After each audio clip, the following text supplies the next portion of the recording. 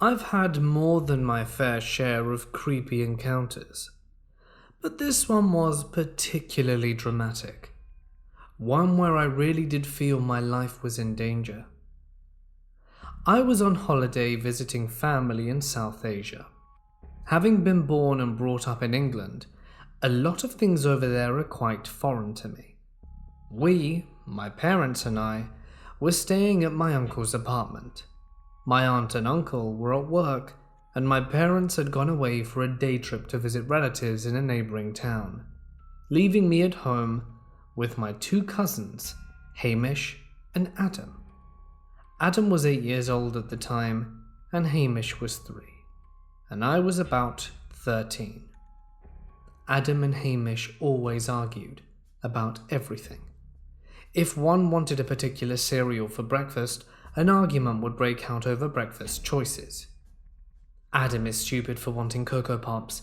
My Shreddies are so much better. I'm not even going to sit here and eat while he eats. Anyway, that sort of stuff. While playing with the toy, let's make the doll swim in the lake. No, it's not a lake, it's the sea.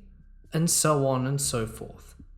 I was very used to them disagreeing and squabbling, and couldn't remember any time when they were in harmony, especially over playtime. This might seem like a digression, but it's relevant to this story. On this particular day, Hamish was in the living room, building a Lego boat he had been working on for a few days now. Adam had gone outside to play with his friends on the street. He'd left the door slightly ajar so that he could come and go. It was a hot and humid day as usual, so I went to take a shower and was sitting in my room drying my hair, when Hamish came running in tears. "Tashina, my boat, it's broken." "What?" "My Lego boat, someone stepped on it and broke it." "Oh." He grasped my hand and led me to the living room where the boat was snapped. He was upset. It had been his pride and joy, and so I commiserated and reassured him that not all hope was lost and that it shouldn't take too long to fix. I thought he must have broken it himself by accident, perhaps stepping on it and not realizing he had been working on the floor with the boat sitting in the living room rug. With Hamish finally placated and back to work on his boat, I returned to my room, and a few minutes passed without incident. I could hear Hamish moving around, and I heard Adam come back inside and go to the living room. I got a book and curled up on the bed. It was a lazy, drowsy sort of day. And then all of it was shattered. Adam and Hamish came charging into my room and was tripping over each other, screaming my name. Hamish ran to me, and Adam paused to slam on the bedroom door to close it behind him. "There's a man in our living room. He's wearing a mask, and he had a knife. He must have been the one who broke my boat." "Wait, what?" I look at the pair of ashen faces, completely solemn. "Are you playing some sort of game?" "No, he's wearing a horrible, scary mask, and he has a knife." If they were play acting, and if this was some sort of pretend game. "Where is he?" "In the living room," Adam said, pointing. "He's wearing a mask?" "Yes, like a Halloween mask with a big, scary smile on it." "Smile showing teeth," said Hamish, nodding along furiously. "And a knife," said Adam. "A big knife," said Hamish. They looked entirely serious and terrified, looking at me with their upturned, earnest and pleading faces. I think more than anything, it was the fact that they agreed upon the description of this man and what he was carrying that really cemented upon me that they were telling the truth. If this had been some sort of pretend game, they would have disagreed by now, trying to outdo each other in what he was wearing, or perhaps the weapon he was carrying. Instinctively, I went to the door. I wasn't sure why, or to achieve what purpose. I still wasn't scared. I knew they were telling the truth. But could there be an innocent explanation? They were overexcitable kids. My hand went to the door handle. "No," said Adam in a hiss, as they both came running towards me, their hands clawing at me. "Don't go there." Wait. Okay. Let me get this straight. He was in the living room. They nodded.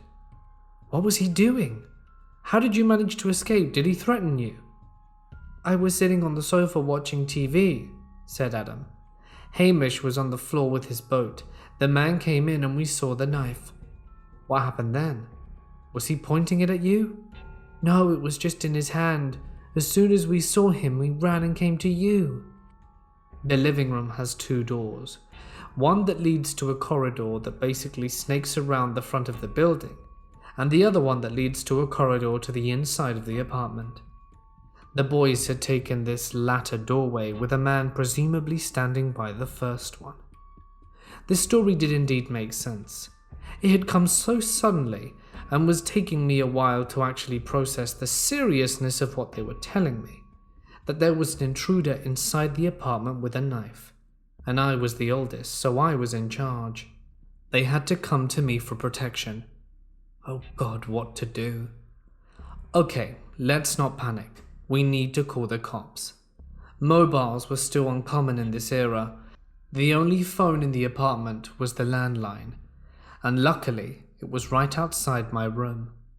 It was on the table in the corridor facing the door to my room. However, it wasn't a cordless phone, so if the cord was long enough, I might be able to grab the whole thing and pull it inside and close the door. I rehearsed it in my mind. I need to get the phone so we can call the police. "No, the man will get you," said Hamish, clinging at my arm. "He might be in the corridor," said Adam. We were all slightly whispering. "Well, we can check," I said, my hand going for the handle. "No," hissed Adam, as he grabbed my hand, insisting it was dangerous. And I told them I'd just take a peek. Adam, eventually, and reluctantly agreed. I turned the handle slowly, and my stomach felt tight as I did so. The tension of the boys standing next to me didn't help the matters. When it was slightly ajar, I pressed my face into the gap and looked around. The corridor was dark and empty. "Okay," I said, turning to face the boys. "There's no one there. I'm going to sneak out and grab the phone and come back, okay? As soon as I get back in with the phone, you close the door behind me. It's only a few steps to the phone. It'll just take a few seconds, don't worry." Adam was a mess, wringing his hands, pleading with me not to go. Hamish stood stoic, nodding, and I pulled the door open further and stepped out. Hamish and Adam crowded into the space I had just vacated, peering out the doorway to watch me. As I stepped outside into the empty, quiet corridor, I began to feel silly. Could this just be the boys' active imagination? Had they seen something on TV and become convinced it was real? Maybe I was just being stupid. Maybe there was no one there, and I was feeling much calmer and incredulous about the whole situation. Still, it was possible, but better to be safe than sorry. I would take the phone inside and call my uncle to come home.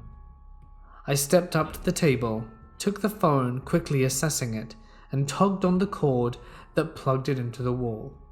Yes, it should be long enough to take inside. I picked the whole thing up and looked up. He was standing there wearing a clown-like grinning mask, knife in hand. I don't think I need to tell you it was the most stomach-dropping, terrifying moment. The shock and fright felt like something had just smacked me in the face. I couldn't scream. I dropped the phone and just leapt back to the door, slamming it into Adam and Hamish as I did so.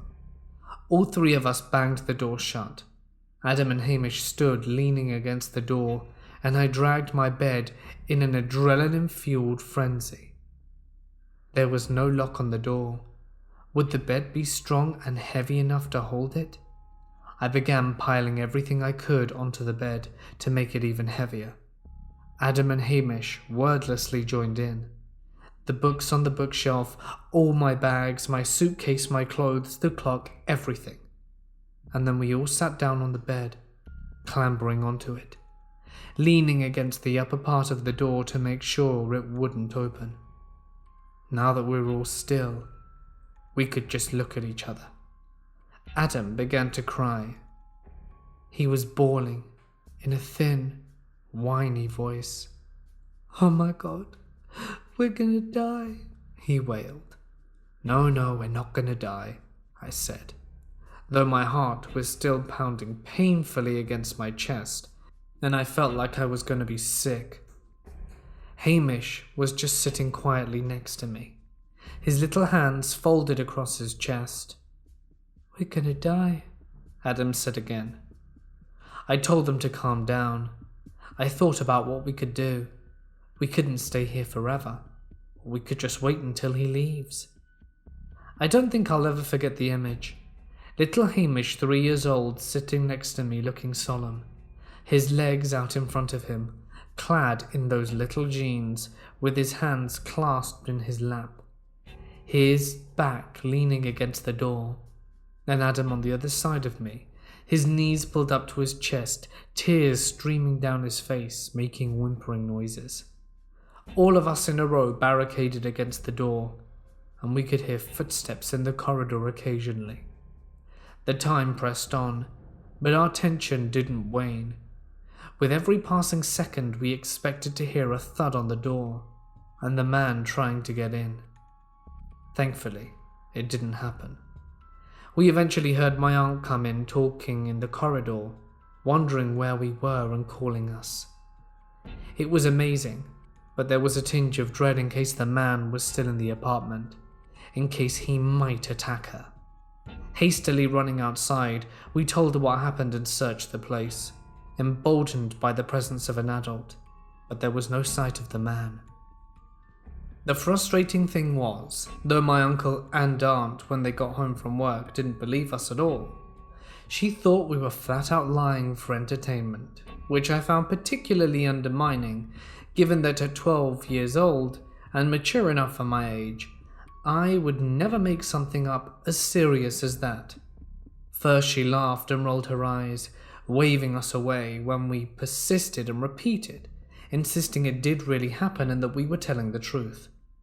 She eventually grew tired and told us to stop. I still find it astonishing how lightly they can take the complaints of children. We were shaken up for the rest of the day, and feeling very indignant and having been just shooed away after something so terrifying had happened. When my parents got back, we told them, and it was some solace that they did indeed take us seriously. They knew that it was completely out of character for me to dream up or lie about something like that. My aunt and uncle, however, still didn't agree. Later in the evening, after we were getting ready to go out to dinner, we heard my aunt cry out in surprise, and my uncle rushed to see what happened. It turns out all of her jewellery was gone, and that was when they finally did indeed believe that we had been telling the truth, and there was an intruder.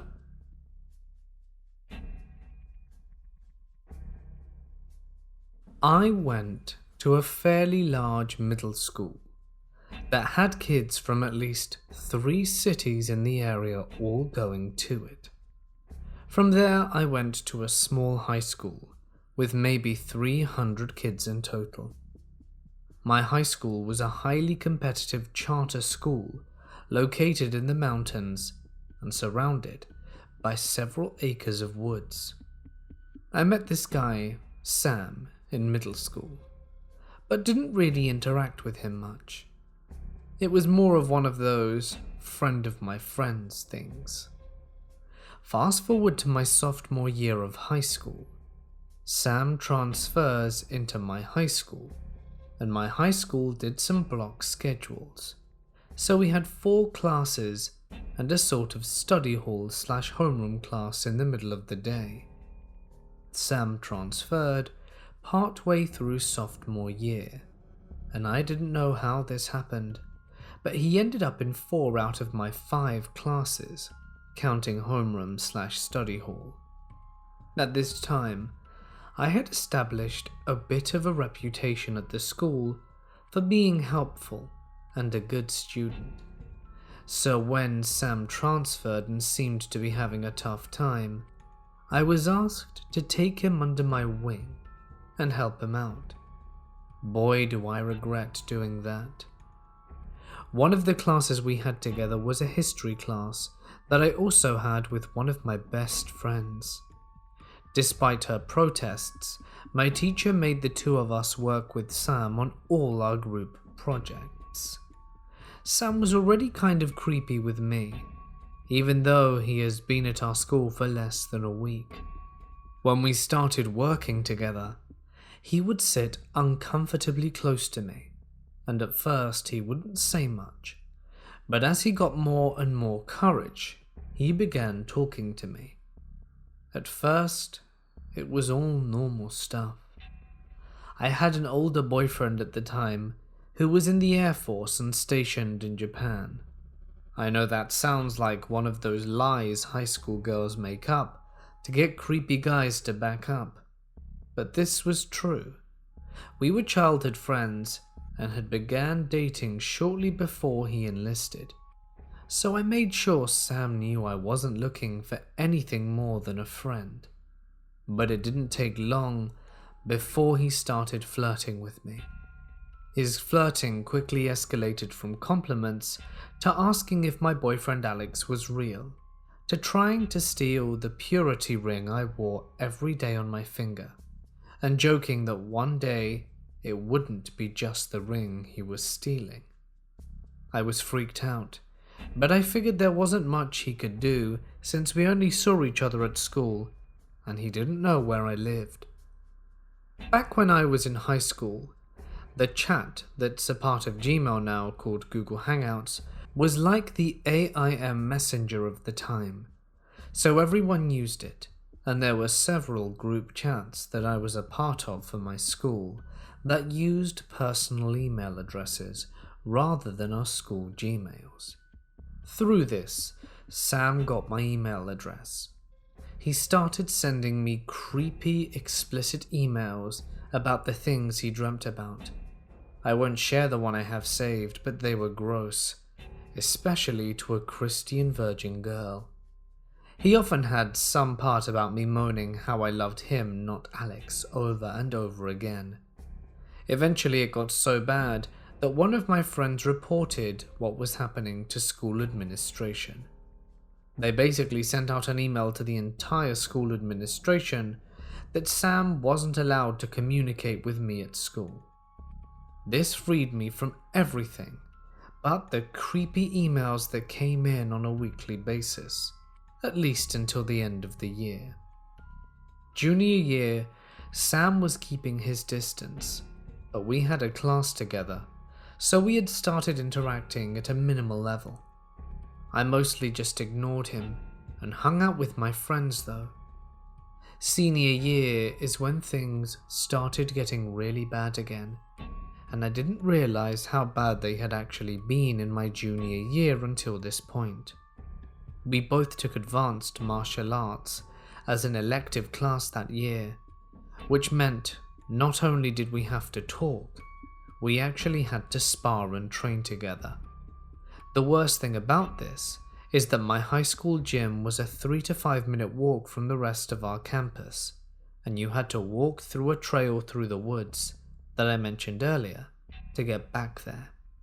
Sam would wait for me every morning at the top of the trail before school, and at the bottom of the trail after class, just so that he could walk with me, although he usually walked a good 5 feet behind me and didn't talk to me. At this point, my long-distance relationship was beginning to fall apart, and Sam saw this as his opportunity. He started telling me stuff about how I was his soulmate, and I just didn't want to see it. He also told me that he had drawn some kind of rune that eternally bound our souls. Don't ask me what that means. Sam was into all sorts of Wicca, dreamwalking, and other magic stuff that I wrote off as stupid jokes. As we came up on the end of our senior year, Some of my teachers started asking me about essays, short stories and poems that I had written and turned in during earlier years. I eventually found out that Sam had been taking my old writing out of the trash at the end of each year when I cleaned out my locker, and thrown out all those old assignments I no longer cared about, and was turning them back in as his own work. I insisted I knew nothing about it, and my school decided to search his locker. The thing was like a crazy shrine to me. He had piles of my old homework and assignments that I had thrown out, and 4 or 5 composition notebooks that I used to keep as diaries and poetry journals that I assumed I had just lost at some point. The school assumed he was simply keeping my work in hopes of turning it back in and getting better grades so that he could actually graduate. But it felt really creepy to me. The school took all of my old work and made me take it home and suggested I not throw out assignments away at school, or I would get into trouble for letting him copy me. The thing is, the other thing they found in his locker that they didn't care about, but I did, was several word magnets that my friend and I had made to leave notes in each other's lockers. I know they were the ones out of my locker, which meant he also knew my combination. A few weeks after they raided his locker, I was getting changed back into my regular clothes after my martial arts class, and discovered that my bra and my extra workout shirt were missing from my locker. I reported it to the school, but nothing ever came of that. I'm fairly sure Sam stole them, but I've never been able to prove it. After that, he stopped talking to me for the most part. I had a new boyfriend who actually went to our school for the last 2 months of senior year, and Sam was terrified of him. The only thing that happened was that one of the composition notebooks I had, completely filled with quotes and poems, went missing, and occasionally the magnets and other things in my locker seemed to magically rearrange themselves in ways that didn't make sense. Some of my friends knew my combination, and although they swore they'd never touch my stuff, I just figured it was them trying to be funny. After graduation, I figured that I was finally free of Sam, but instead, he began to stalk me more closely. At first, it was just emails from accounts I didn't recognize, asking for things that didn't make sense. I marked these as spam and ignored them. Then he made an account under the same name of one of my former friends from high school. I thought it was actually my friend Becca emailing me, so I responded. We carried on a pretty normal email conversation for a few weeks, and then she got weird. She and I had talked about our relationship and things like that, so she knew I had a boyfriend. She started asking me to send her nudes, and insisting that if I didn't, she would hurt herself or try to end her life. She used to send me pictures of the deep cuts on her arm, or even counted the pills she took when I refused to do what she asked. Becca had told me she was living somewhere in Colorado, so I was pretty sure I couldn't call anyone and say someone I knew was threatening to do what they were doing. I'm not proud of what I did, or that I fell for Sam's games, but I did what I was told for fear of being responsible for someone's death. This went on for several months until I finally got tired of it and actually deleted my email address. Things were quiet from there as I started my first year of college. However, I soon found out from a friend of mine that Sam was attending the community college, which is within walking distance of the one I was attending. I didn't think Sam knew where I was, so I figured I'd be fine, and I was for about the first month. Sam started showing up outside my classes. At first, he would just stand there in the sea of people leaving my class until he knew I saw him. Then he would walk away. This started to really freak me out, and at the time I had no friends at the college and no boyfriend to intimidate Sam. After a few weeks, I started getting emails to my college email address. They always came from different email addresses and had no subject, and always had 4 attachments. They were always me somewhere on campus, eating, in class, heading to my car, even photos of me heading into the bathroom. I reported everything to campus police, but they told me that unless I could prove who was doing this, there wasn't much they could do about it.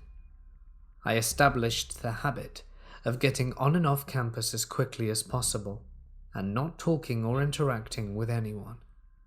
After my first semester and Christmas break, things calmed back down for a while, and I started trying to make friends, which turned out to be a big mistake.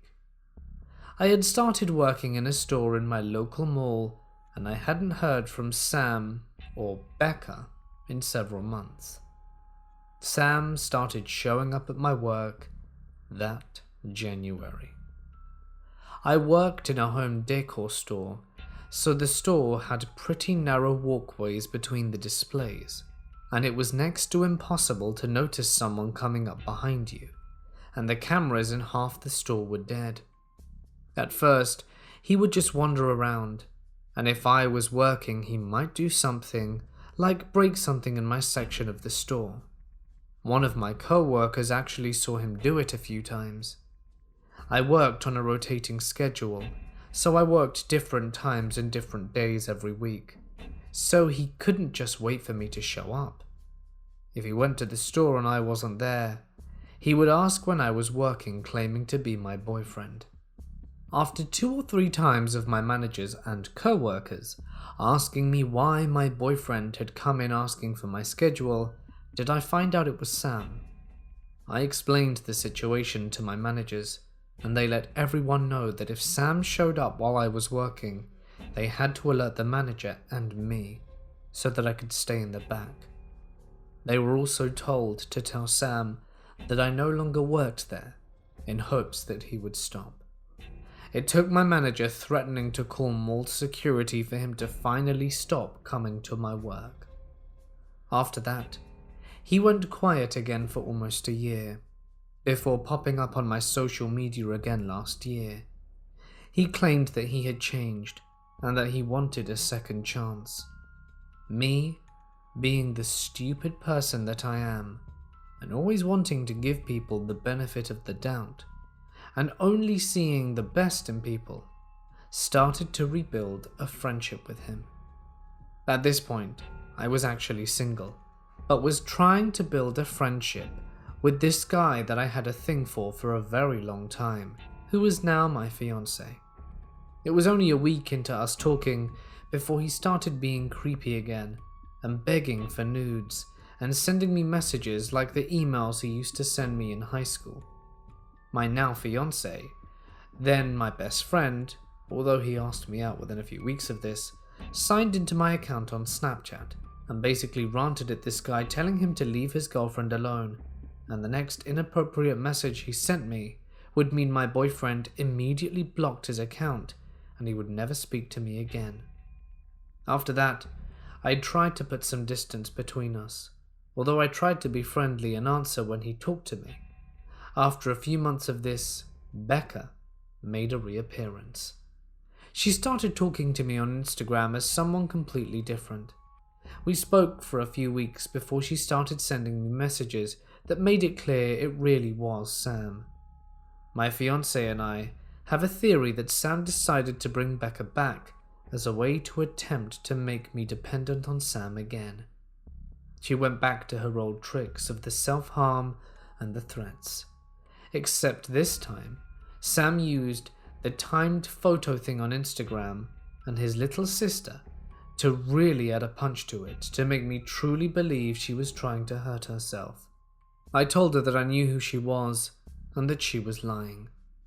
She threatened to blackmail me with old images I had sent her way back in my first year of college if I didn't send her more.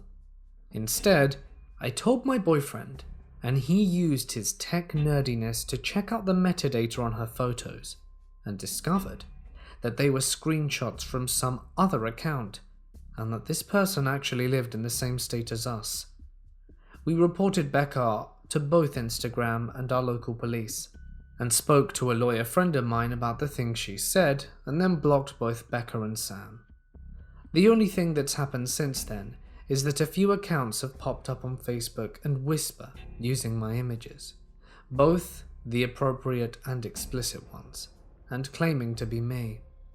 My fiancé has a search algorithm set up to find them, although as soon as one comes up, it's down before either of us get a chance to report it. It doesn't happen consistently, and entire months go by between incidences, but honestly, I wish it would just stop already. Sam, please, leave me alone, and let's never meet again.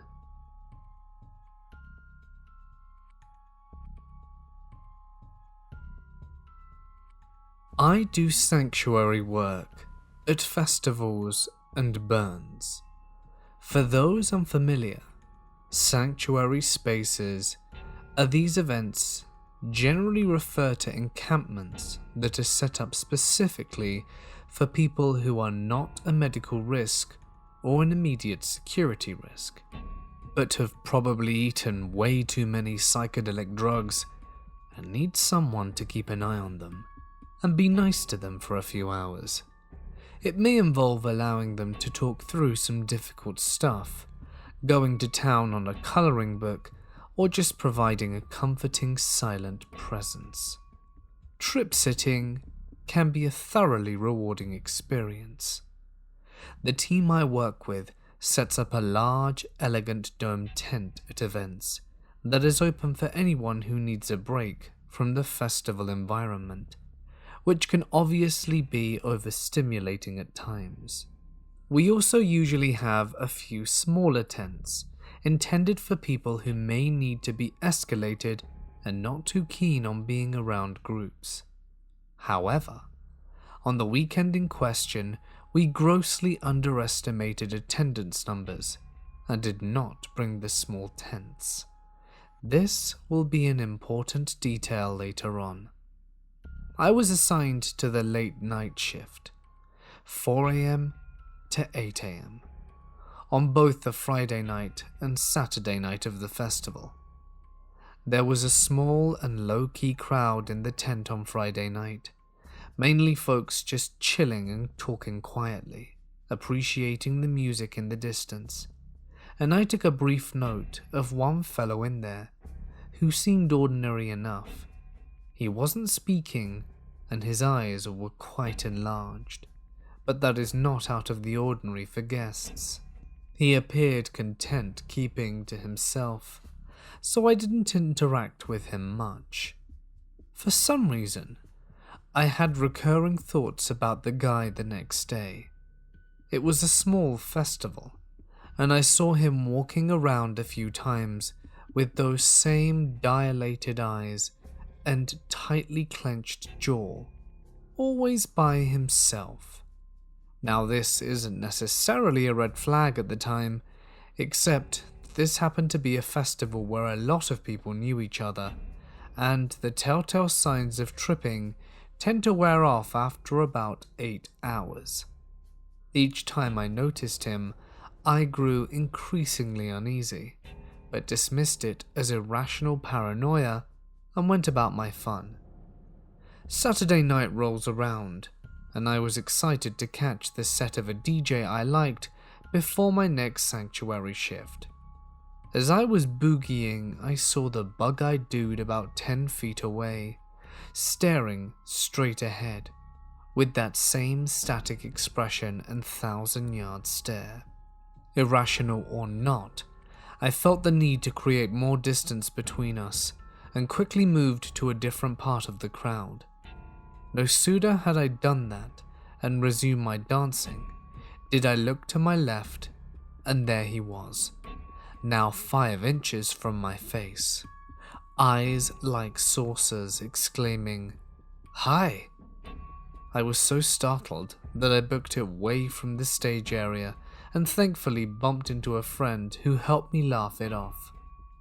4 AM rolls around, and I'm sharing this story with my co-staff, whom I consider good friends and colleagues. The person in question is called G-Man, and not a minute after I finish recounting my "what a creeper" anecdote, a golf cart rolls up like clockwork, and out of it steps guess who, googly eyes? Normally our golf cart transport comes to us via the medics or security team, and they'll fill us in on what they can about the person who needs help. But whoever was driving this one unceremoniously dumps this weirdo into our care and speeds off into the night without another word. I silently signal that this is the guy I had been talking about, and G-Man takes charge. For reference, I'm a woman, so it would have been more appropriate for G-Man to do so even without the pre-context. Googly Eyes says he needs to use the bathroom, so G-Man escorts him to the Porta Johns, only to come back alone 10 minutes later. Turns out the googly-eyed man was making lewd comments to the women in line for the Porta Johns, and when G-Man tried to gently redirect him, he decided he was tired of male company and told him to piss off. We never force people to stay at the sanctuary, and G-Man was visibly irritated by the encounter, so it seemed for the best. Case closed. Right? We decided to check in with one of our homies in security just for due diligence, and it turns out they'd already spoken with the dude. I can't recall why, but it was for a minor infraction. The moment our conversations wrap up, two things happen at once. One, a couple of my friends arrive escorting a young, half-nude woman to the tent, so I immediately spring to action. And two, our friend Googly Eyes takes this opportunity to reappear out the darkness like damn Beetlejuice. He hasn't done anything severe enough for us to ban him from the sanctuary, since we deal with people in altered states. The threshold for bizarre behavior is very high, but as I mentioned earlier, we were also lacking from the privacy of our smaller tents. The young woman probably would have benefited from some time in one anyway, given her condition, but I particularly didn't want Googly Eyes anywhere near her. With both of them now here in the same sanctuary space, I did my best to create a physical boundary discreetly as possible. My two friends, both female, stayed with us for a little bit, while trying to make her feel at ease. She was alert, but non-verbal, and had been distressed and distorted when they found her.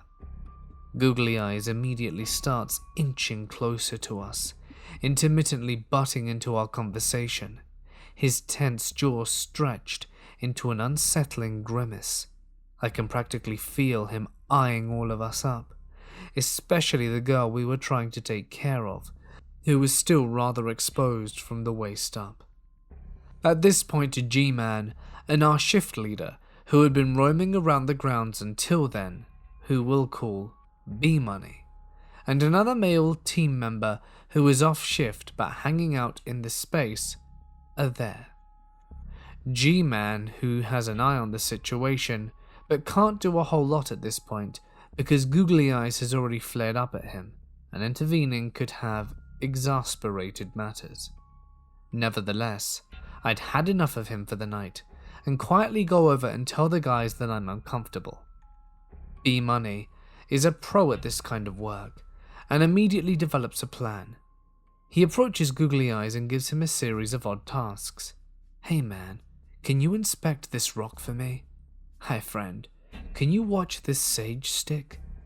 Googly Eyes is clearly struggling with these complicated instructions, and asks B-Money to leave him alone. B-Money says, "That's fine dude, no worries. But first, can you arrange these colored pencils?" At last, Googly Eyes gets flustered and huffs off, and every muscle in my body relaxes. We have a lovely remainder of our shift, chatting and doing art until the sun comes up.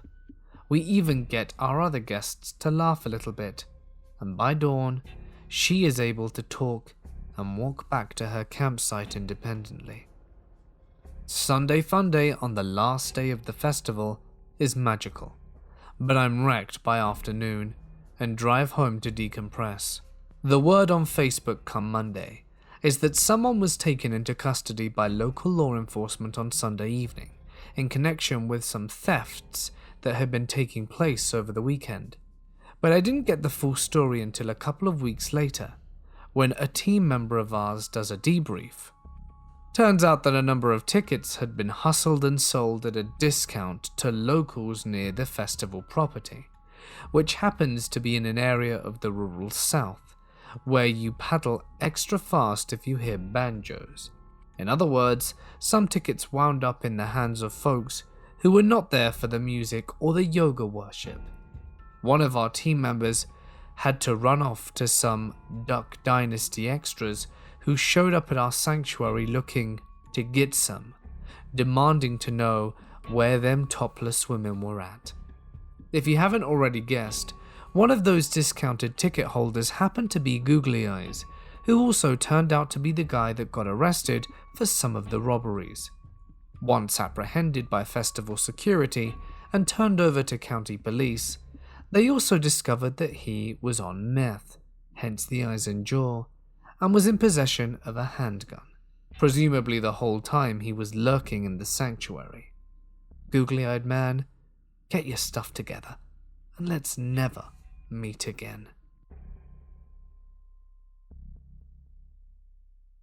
For context, my dad grew up with this man called Bruce, and considered him one of his best friends. Bruce was diagnosed with bipolar disorder in his late teens, and my dad, being the kind and caring soul that he is, stepped in to be his guardian. I say that lightly. I mean, he always helped Bruce out when he was going through an episode. Growing up, Bruce was always around. I saw him as another father figure in my life. He lived in a small town 2 hours away from my city, where we also had a holiday home, so he was constantly coming up to stay at ours. He was kind, calm, and patient, as well as being an amazing artist. Almost yearly, Bruce went through phases of refusing to take his medication. This then triggered an intense manic episode, some of which I have witnessed, and are frightening to see for a young child who only knew this person as quiet and calm. He would do and say things far beyond his control, and couldn't quite grasp reality. And that unfortunately is where it begins. I was 12 years old when this happened, so it was around 10 years ago, but still feels fresh in my mind. Every summer, my family and I would take a trip down to our beach house, which was Bruce's town. Our little house was a one-room unit, where us kids would usually sleep in the lounge, but for Christmas, our parents brought a massive 3-person tent for us to sleep on the front lawn. So while my parents slept up in the house, we got the tent. A week before my dad had to drive back up for work, he got a strange call from Bruce, although at the time, I didn't know what it was about. I could see the concerned look on my dad's face as he told Bruce, "No, I won't do that." After further arguing, my dad hung up and murmured to my mum about something. "I'll sort it out," and my dad left. I asked what was wrong because my mum's expression turned into worry. She shrugged it off and told me not to concern myself, and that was that. Later that night, I heard from my mum talking to my auntie that Bruce was refusing to take his medication unless my dad withdrew money. From what I know, my dad's in charge of Bruce's finances and his bank account because Bruce has a meth problem. Bruce has a son who is trying to stay clean from it, and after Bruce tried and failed to get his son to buy him some meth, he turned to my dad, who also refused. I totally get it. He's an adult and can make his own choices, but my dad didn't want to enable his drug problem. My dad stepped into being a guardian of Bruce, so that's his job. This is where everything goes sour. Bruce started threatening to stop taking his medication ever again, and that he hadn't been for weeks. And then he started threatening to harm my brothers and I. He said to my parents, they trust me. It would be easy. My mum freaks out and tells him that she's calling the cops. The police arrived at his house to see the whole property was empty. He had fled and was hiding somewhere that made everyone uneasy. Nothing really happened in the next coming weeks, and it was time for my dad to drive back up to the city for work. Mum felt okay staying down with us, and of course the 3 kids were oblivious to all the commotion that was going on. So, we were too. Everything is good for the first few nights. Dad's gone, and that's when it starts going downhill. It's around 3:30 a.m. My brothers and I are sound asleep in the tent. My mum up in the house is also fast asleep, when she wakes up to a booming of texts from Bruce. They're all blank, but since this is the first time hearing from Bruce since he threatened her kids, my mum is now wide awake and in full-blown panic mode. Bruce rings her, and she answers. He doesn't reply, instead breathes heavily on the phone for 10 seconds before hanging up. The second time is the same. Mum asks where he is, but he hangs up on her. He rings for the 3rd time, saying, "Back deck," before hanging up. My mum hears a loud bang from the back of the house and quickly calls the police. The only way to the back of the house is by going through the front lawn, where my brothers and I were sleeping. I don't remember much, except being shaken awake by my dad's best friend, who my mum called in tears, and coming into the house to see 3 police officers standing around. My brothers and I were now wide awake because we were curious as to everything going on. And then this happened. My dad came back down for us with the news. Bruce's son had come up to him in the city to apologize and confess that he was told to come to end the life of our family in exchange for a large sum of money. My dad was in shock and rushed back down. Bruce was back in hiding again. My mum let everyone who knew him and was close to him know what happened, and if he did come to them, was to let the police know who will immediately detain him, as he was considered dangerous and mentally unstable. The crappiest thing was one of her supposedly best friends who knew him let him stay at hers instead of calling the authorities. Side note, they have only started talking again recently after my mum forgave her. As the summer started to wind down, we returned to the city to find a few terrifying things. My mum and dad came home to one of their bathroom windows smashed and dirty footprints everywhere. For some reason, nothing out of the ordinary had happened until my older brother, an avid cockatiel lover, went out to check our aviary birds to find they were all missing. Not one was there, and we assumed they must have escaped and flown away, until Dad got a nasty surprise opening our barbecue to see that all 10 of them had been cooked alive. My parents can't prove it was him, but after all that has happened in regards to Bruce, it probably was, especially after finding out what Mum's friend did.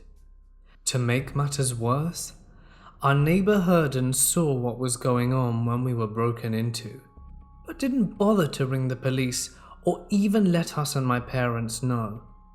We were furious. She made an awful excuse about being home alone and never having witnessed something like this. So, to Bruce, a man I knew was another father figure in my life. You may have bipolar disorder, and you can't help that. But after what you put my family and I through, I hope we never meet again.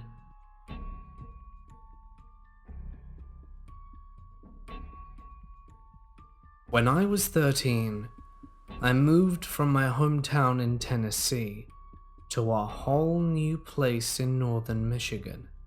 There, I met my best friend Lena. Anyway, she's like my twin sister. That's what we call ourselves. Lena has 2 younger sisters, Katie and Marina. Lena and I had a friend called Bear. We also had a friend who I would later date named Ronnie. Ronnie and Bear knew a girl called Mandy, who is the antagonist of this story. We met Mandy in high school our freshman year. She's 17, we're 14. No big deal. Most of us hang out with older kids anyway. She was a little annoying, but we dealt with it because Bear had a crush on Mandy's older brother. So the stalking wasn't really starting at first.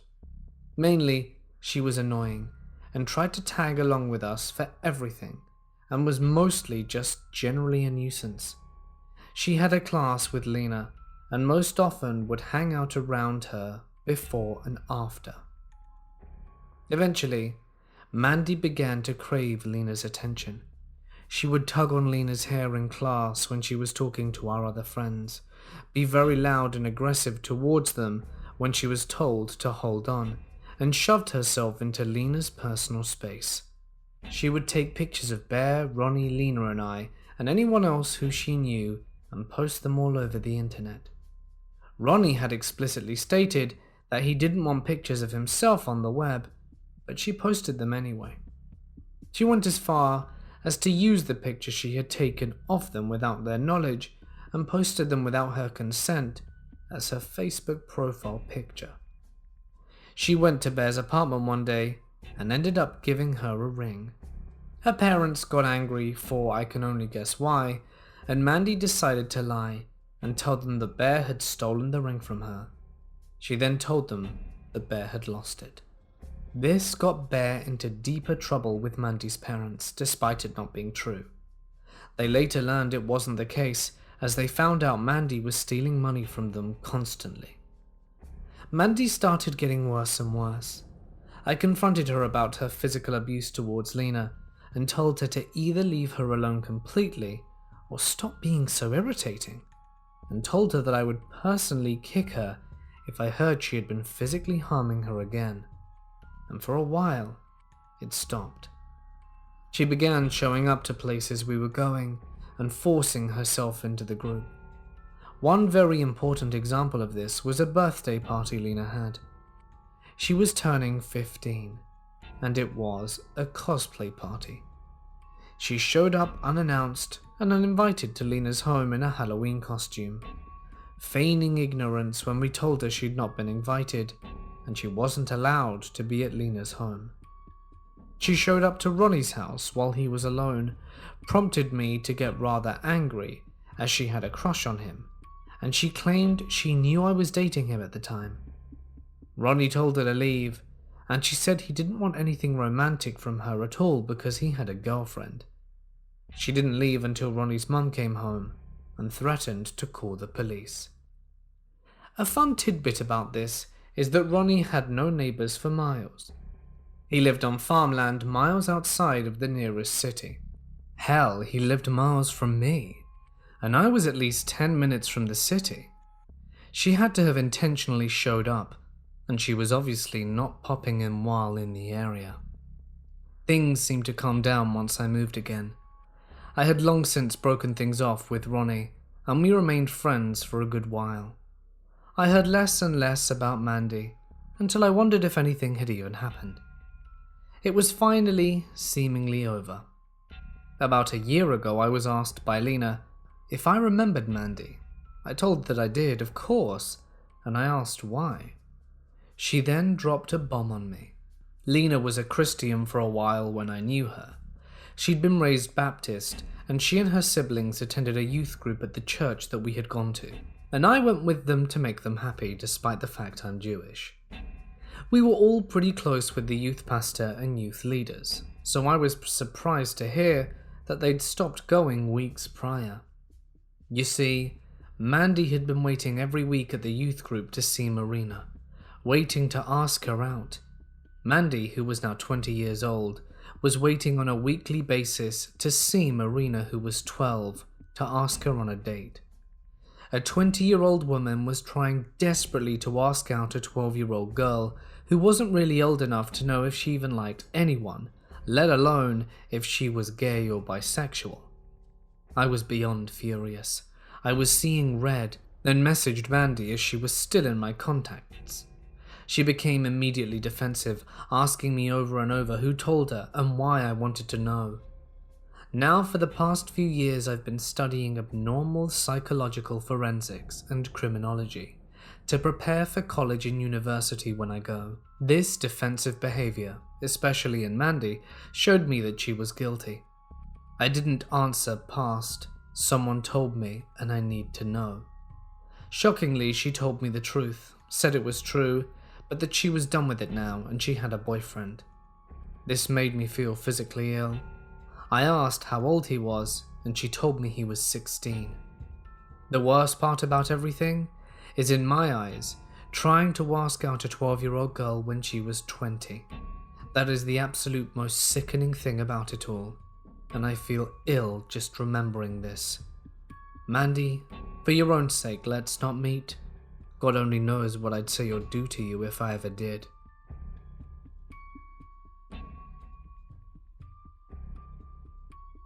I am a woman that works night audit at a small hotel property in a small-ass town. I'm used to working alone, and it takes quite a bit to scare me or freak me out. I have dealt with domestic disturbances, hostile homeless men twice my size, and helped get rid of the prostitution problem on our property over 2 years ago. So when I say that this man really creeped me the hell out, know that it means a lot. Let's start from the beginning. What is it with this week? Every night has been some other dumpster fire for me to put out. But oh boy, does tonight's particular creeper take the cake. So I'm sitting at the desk browsing Reddit as you do, when a guest heads my way from the first floor rooms. I don't think much of it. He gets up to me and picks up a brochure from our rewards program and starts asking me about it. It's legit my job to answer these questions. So he starts his questions standing catty corner to me and ends up right in front of me. He says thanks and leaves. Was he kind of awkward? Yes, but not anything I haven't dealt with before. 5 to 10 minutes pass, and here he comes again. This time saying that a friend of his is supposed to come and collect him, and wants to know if anyone has come by asking for him. I tell him no, and that no one has been here in a while. Honestly, this was my first mistake, but hindsight and all that. He paces back and forth in the lobby for a few minutes, before asking if he can stand to the side of the front desk, almost right next to me, as something was wrong with his neck, and he couldn't see out of the door properly. This was the second red flag, because there was a couch directly in front of me that had a section that if you just sat there you could face the door/parking lot. But apparently I lost my mind tonight. I reply with, I guess, and he stands there and starts asking questions about his room, saying that he was supposed to be transferring to a suite tomorrow, and we are an all-suites property. I say I didn't know anything about that, but asked for his last name to check, but he wouldn't tell me. He kept mouthing something at me, and then whispering something just barely audible. It really seemed to me that he wanted me to lean in to hear what he was saying, but there was no way I was going to do that. By this point I was already uncomfortable and just stared at him, telling him several times that I am hard of hearing and that he will need to speak up. When that didn't work, I asked him for his room number so that I could look it up that way, and he said he couldn't remember. Okay. I asked what floor he's on. He said he didn't know. Now, I watched him come from the first floor rooms, and I knew he was staying down there. I just wasn't sure which room he was in. So now I know that for some reason he doesn't want me to know which room he's staying in. And for some reason this makes me start to feel very unsafe. He finally gives me the last name, Johnson, and I tell him we have no one here under that name. He says, "Oh, maybe it's under my boss's name, but I can't give a name for that either." He then says maybe it's under his company name, but told me he works for the highway patrol, for a small mechanic shop called Joe Dirt Mechanics, and that he works general construction under a contractor whose name he doesn't know. While he tells me all this, he keeps doing that weird whisper to trying to get me to lean closer to him, but my brain is flashing red neon warning signs and screaming, "Danger, danger," as loudly as possible.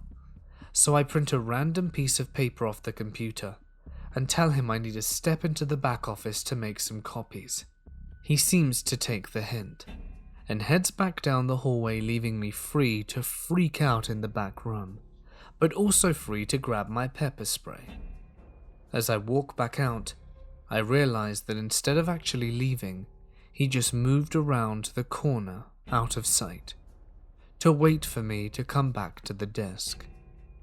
I feel better armed with my pepper spray, and I'm ready to haul ass and lock myself in the back office if he tries anything.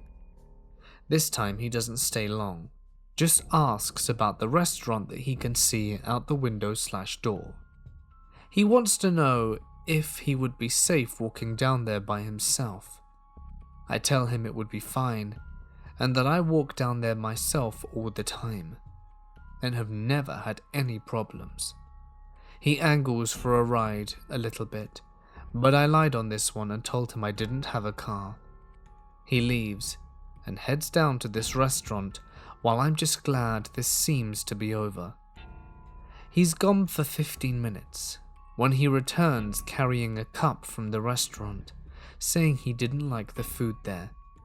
I tell him that's too bad and make myself look busy with paperwork.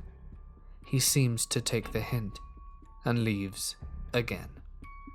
By this point, every interaction with him has left me feeling more creeped out and unsafe than the last, and I start texting my husband to let him know what was going on. The next/last time I saw him last night, I heard him coming down the hall because he was on the phone, and when I looked up he was staring at me really intently, so I gathered some papers and went into the back office to avoid him.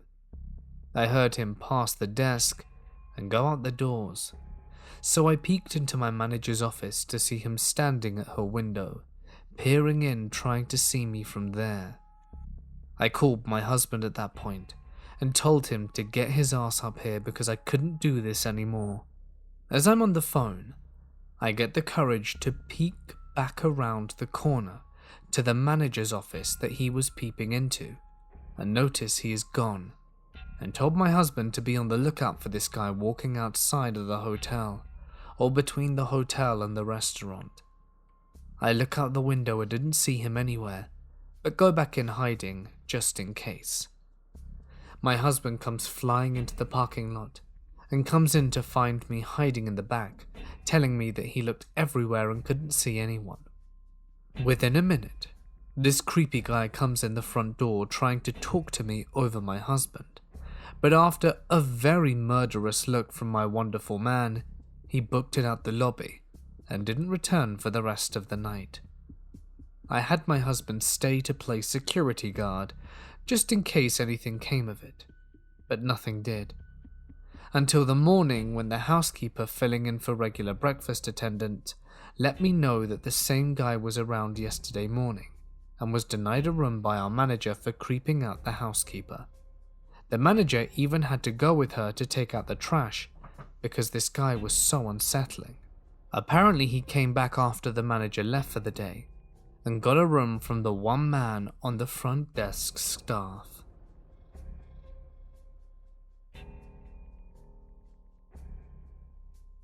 This happened to me when I was about 14. I was best friends with this girl called Robin. We've long since parted ways, but I used to stay over at hers all the time. Robin was an only child to an older couple, both roughly about 60. Her house was old, and the bedrooms were quite small. She had a thing for decorating her room in spooky things. It was overcrowded with trinkets and clothes, which looked really cool.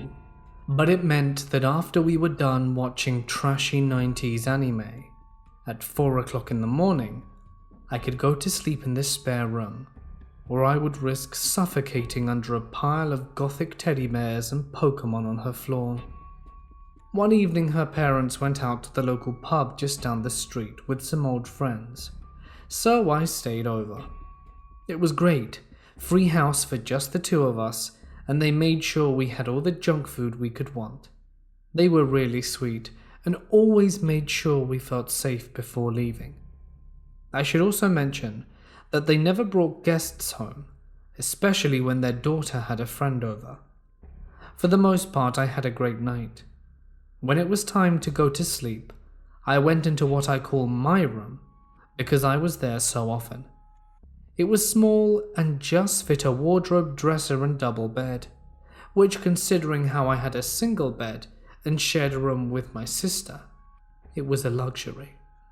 We would usually spend hours sending each other DS PictoChat messages until one of us fell asleep. I curled up into bed and passed out pretty quickly. Sometime at 4 a.m., I awoke to someone fidgeting at the door handle. At first I was a bit confused, as Robin would almost always message me through PictoChat if she was going to come into my room. The door was rattling at this stage, and I was a bit freaked.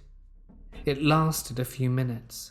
The rattling subsided, and I rolled over and tried to calm myself down, thinking it might have been her dad or mum making sure the door was closed. I don't know. I was confused. I'm not sure at this point if I fell asleep or what, but I didn't hear anyone entering the room, and then I heard this splashing sound. I remember thinking it was really loud and clear, and as the seconds went by I realized this wasn't part of the dream or something. I was actually hearing it.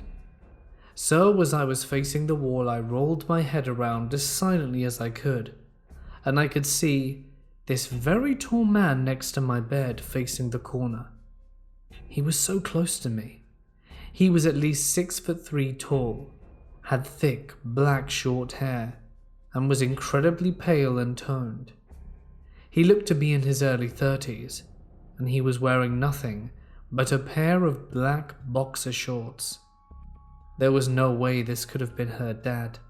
While he was almost as tall as this guy, her dad was visibly older, had silver hair, and the top of his head was bald. There was no way anyone could confuse him with this guy. I was in shock. I had no idea what was happening, and I remember feeling my heart in my mouth. I didn't know what to do.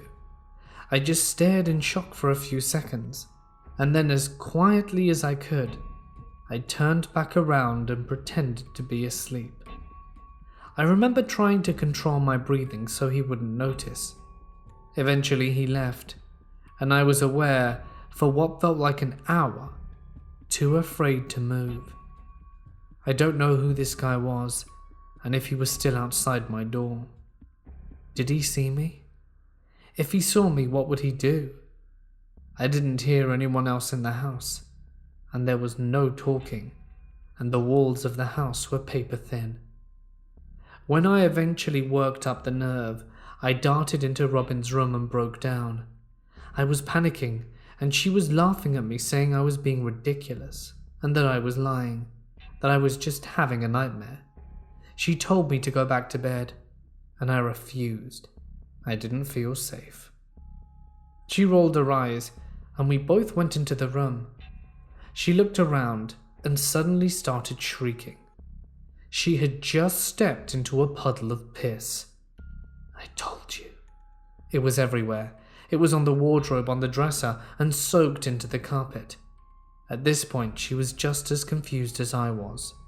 Even so, it was 5 a.m., so she grabbed my pillow and blanket from my room, and I gladly took my chance with the teddy avalanche and slept on her floor. The next morning, I remember being incredibly wary of her dad. There were no other male figures around, and they weren't the kind of people to have guests over, especially when their daughter had guests over. So, I directed my fear and confusion at him. I knew it wasn't him though, but at that point I was just so anxious around any kind of male figure. I remember sitting around the breakfast table and Robin was still not sure what to make of it. Somehow part of her didn't want to believe me, even when she saw the evidence for herself. I didn't say anything to her parents, neither did she. I went home scared and confused out of my mind, and out of my friends and family, no one seemed to believe me. It wasn't until recently that I retold the story to a group of friends, and my best friend, who I was friends with at the time, reacted with, "Wait, that was real? We all thought you were just making that up." Later on, my sister told me that the houses in the area were connected through the attics, and you can get from one house to the other. Maybe someone crawled through there and had gotten in. But why were they almost naked? Why did they know I was there? I never really understood what happened. Needless to say, I never slept in that room and never slept alone in that house again.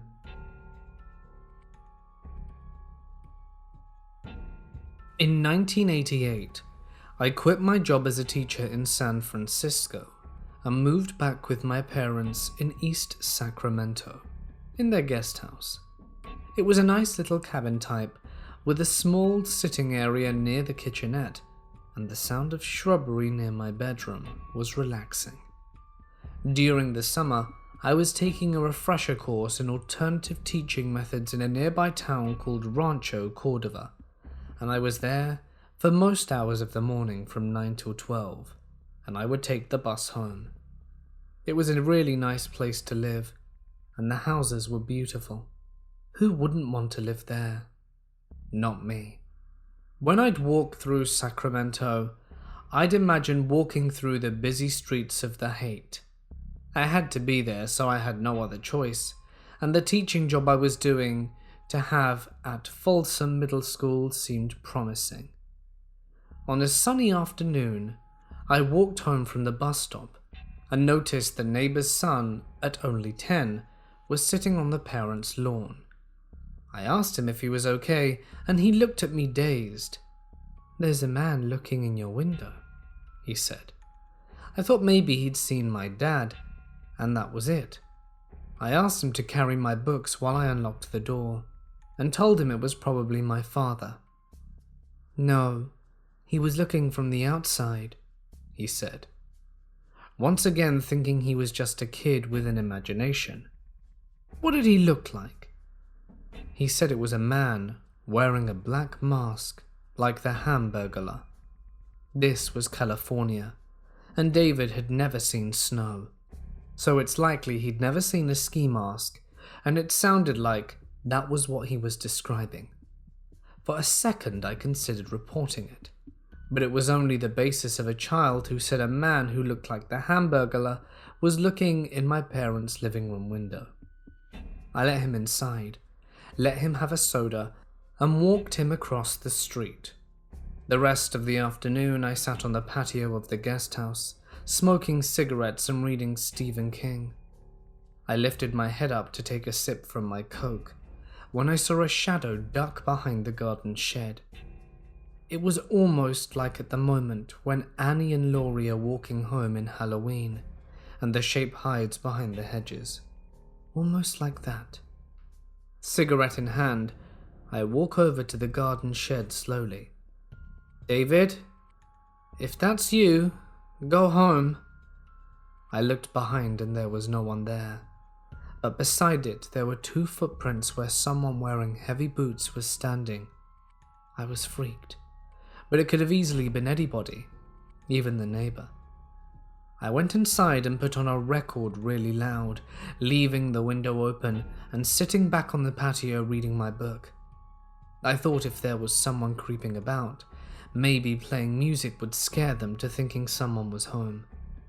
A knot was tightening in my stomach, and the more I thought about it, the more I was tempted to look up from my page to see if the shadow would jump out from behind the shed once more. I grew up there and never felt like East Sacramento was a place for prowlers. It seemed too much of a sunshine land for that. I blew the thought off and decided to pick the needle up, turn the stereo off, lock up, and go to an old friend's house until my parents returned home. I went to my cousin Cindy's house. She'd just married her boyfriend straight out of high school. Cindy was a kindred spirit and would go on to marry 4 more times by 1999 before she had her first son. "Call the police, that's what I'd do," she said, rinsing her hair in the sink. She just finished coloring it with food dye. Her husband, Brad, at the time, offered to go over there before he had to go to work at the video store. Brad wasn't butch or strong, but he pretended he was. I felt stupid. A grown-ass adult that was too scared to go home because the bogeyman was hiding in the garden shed. "That place always gave me the creeps. It's dark. There's spiders," Cindy laughed. "But we never thought there was someone in there," I replied to her. I called my mother at her prayer group and she came to pick me up. I felt even more pathetic than I did before. I told her what I'd seen and what David said. She said that I was scaring myself and to not be silly. She laughed, and I thought perhaps she was right. That was until I came home to find the kitchenette window in the guest house had its screen taken off, put neatly against the wall. Nothing had been taken, but things had been moved. Odd things. Some records were pulled slightly off the shelf. A picture of an old friend had been placed face down, and there was an empty beer can in my trash can. I don't drink, and some of the food in my fridge had been eaten. My degree was now on a different hook. Either some jackass broke into my house to move some stuff and have lunch, or I was going crazy. After this, I started getting obscene phone calls like heavy breathing and whispers that I couldn't understand. I asked the police what to do, and they told me to put in new locks on the doors and call my phone company to change my number. When I asked them if there was something they could do, they said they couldn't because I had no evidence these things were related and nothing was stolen. I prepared to move and decided I wasn't going to wait around to be the victim of crime. One afternoon I'd come home from work to hear the phone ringing. I dropped my student's work on the outside chair and quickly unlocked the door, picked up the phone and said, "Hello?" There was nothing. "Hello, anybody there?"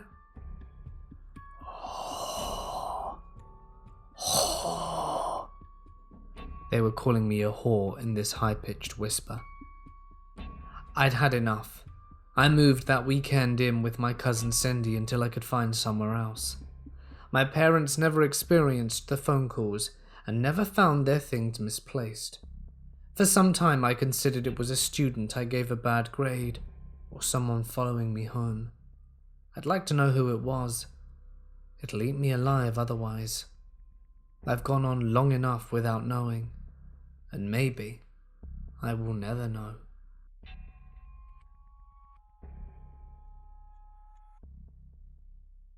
I worked the night shift at a gas station, and it was in a neighborhood that was directly across the street from an assisted housing complex for Section 8 people. So there were a lot of mentally ill people that had schizophrenia and drug problems.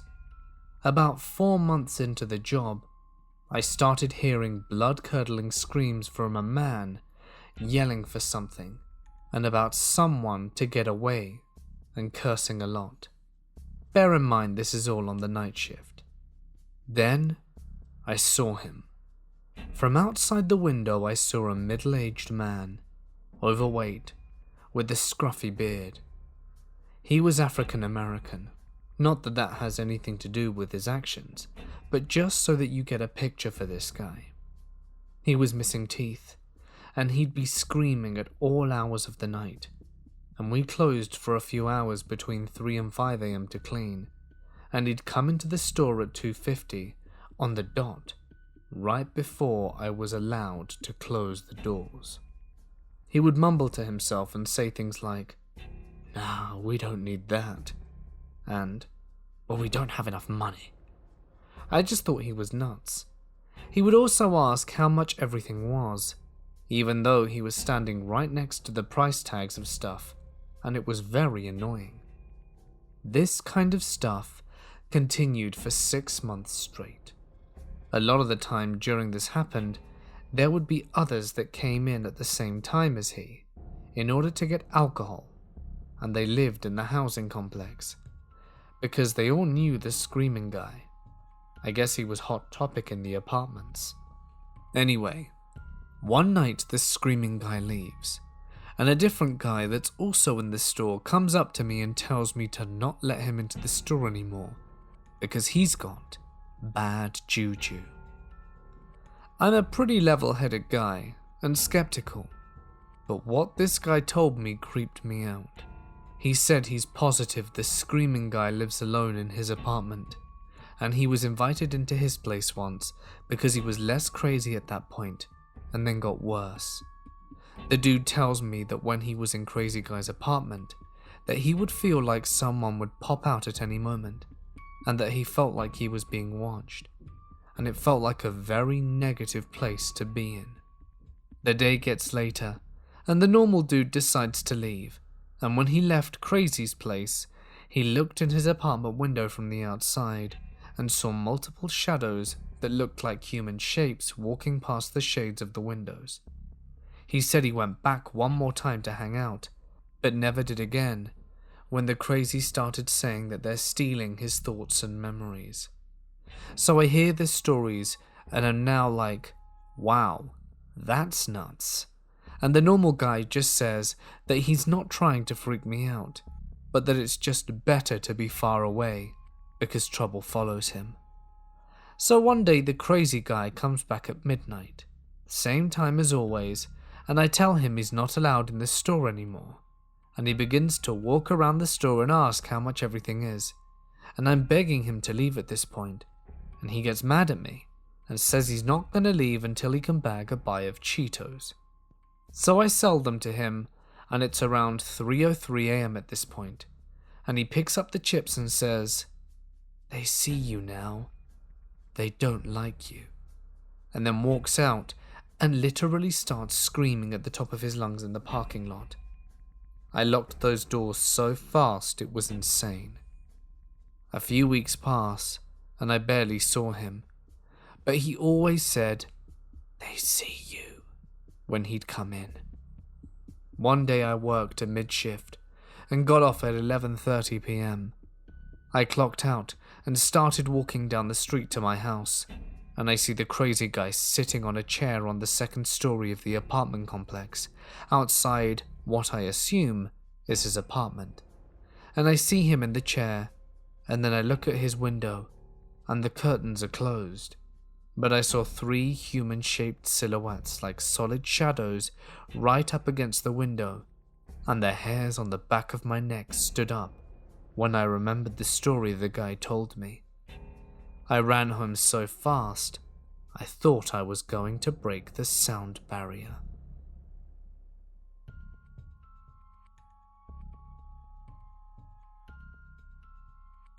When I was younger, my older cousin lived with us for a bit because she was having behavioral problems at home. My parents had to go at night to pick someone up from the airport, so they left my brother and I with her. My brother and I were both in bed in my room at this point, as I think it was a school night, and she was up in the other room doing homework. But she finished up, so came into our room to lay down with us. But as soon as she opened the door, our house alarm started going off. She quickly shut the door and came over to tell me to be quiet before going back to close the door since it didn't have a lock. My brother, who's a year older than me, woke up very confused, and the alarms were going off, and we were all scared out of our minds and couldn't even call for help because her phone was taken away and we were too young to have one. Our only option was the landline, the one in the kitchen and the one in my parents' bedroom. So we all get ready at the same time and run into my parents' room and lock their door. My cousin checks their bathroom and closet to make sure no one's hiding there before calling my parents to let them know what's happening. They say they're only 2 minutes away and not to worry, but let me tell you, those were the longest 2 minutes of my life. After all is said and done, we find out through the alarm company that the window in my parents' room is what tripped the alarm, and that's the room we went to. To this day, my parents are convinced she was just trying to sneak in a boyfriend or something, but I'm certain someone was trying to rob the place or worse, and got scared off by the alarm because of how completely terrified my cousin looked.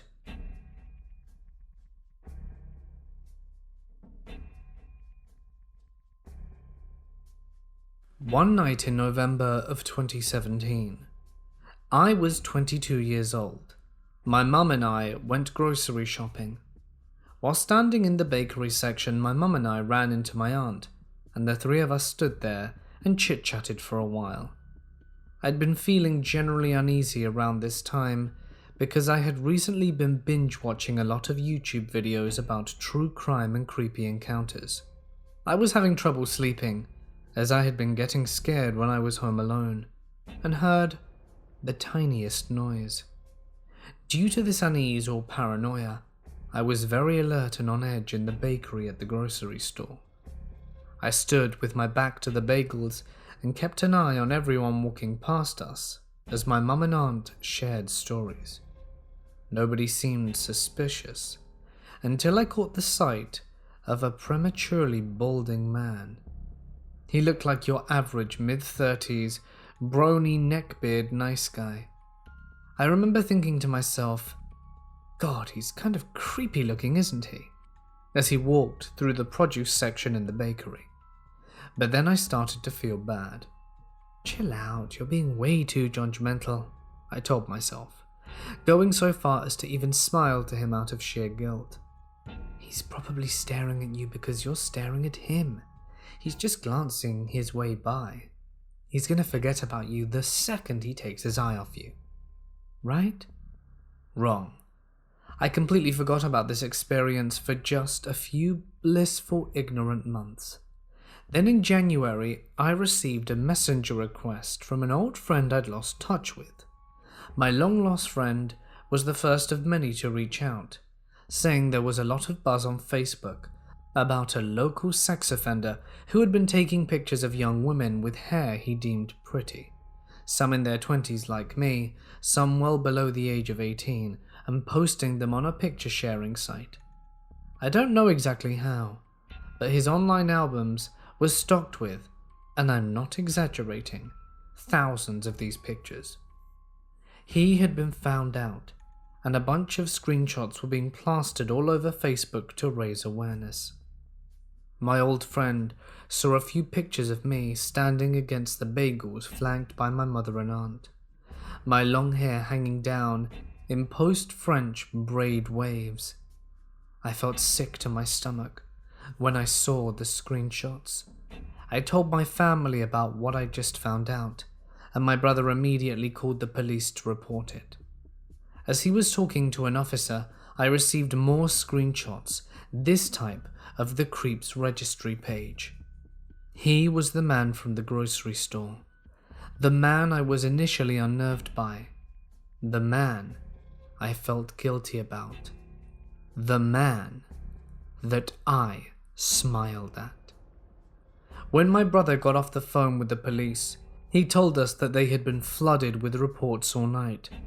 While sympathetic, the policeman my brother spoke to said there was nothing they could do, as the creep was legally within his rights to take those pictures of us out in public.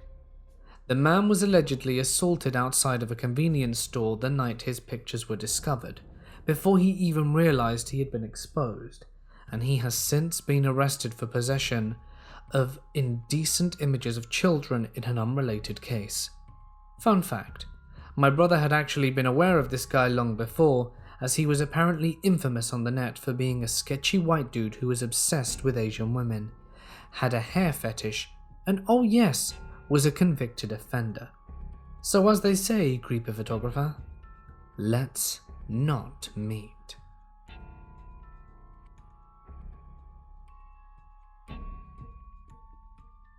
I remember the day very vividly. I was in first grade, my sister in preschool. My dad was out at work for the day, and my mum, who's a stay-at-home mum, was home with my sister and I. My mum had gone upstairs to shower, since it was morning, while my sister and I were downstairs on the couch watching Bob the Builder. My sister went outside to the car to grab something. The way my house is set up is that our family room, where we were watching TV, connects to our kitchen, which connects to our garage. In order to get to the car outside, my sister opened up the door leading to the garage, then opened up the garage door by pushing a button.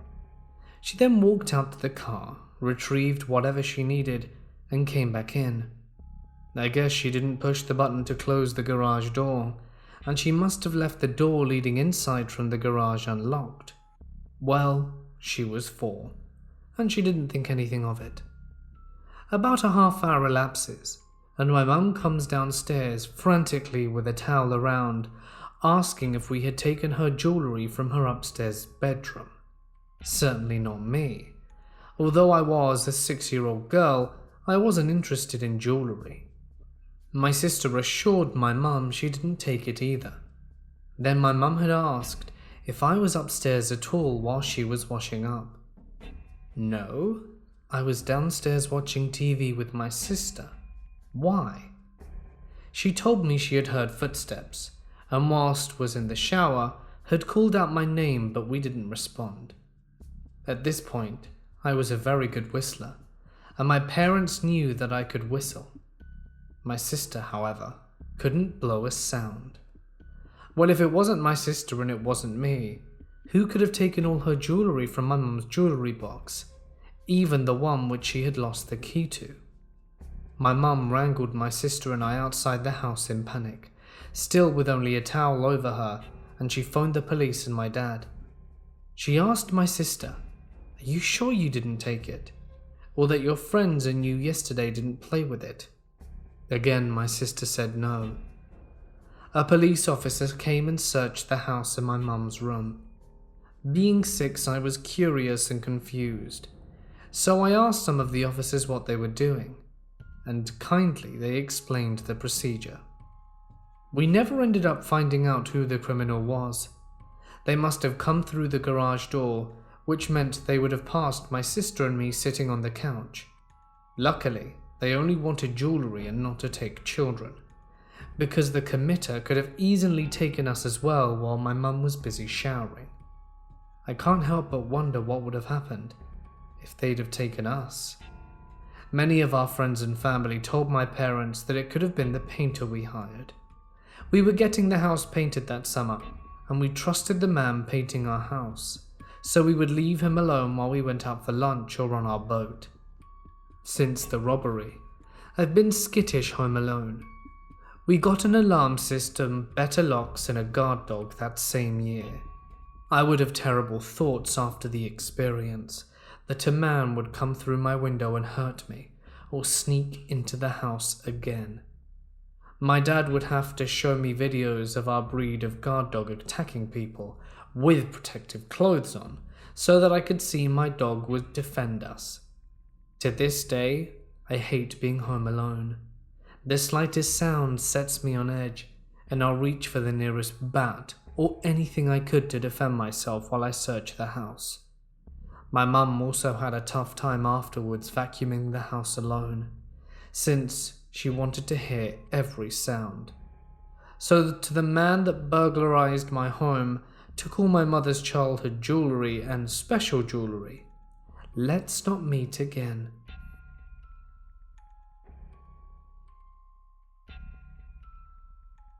I work at a grocery store as a cashier, and I've met so many different types of people that I'd rather not meet again. But this one takes the cake for sure. The store I work at is open 24 hours, and this was one of the first times I had to work the night shift. Most people don't do grocery shopping past 10 PM, so night shifts are usually just one cashier and one manager. My manager was in her office, and I was on my phone trying my best to stay awake.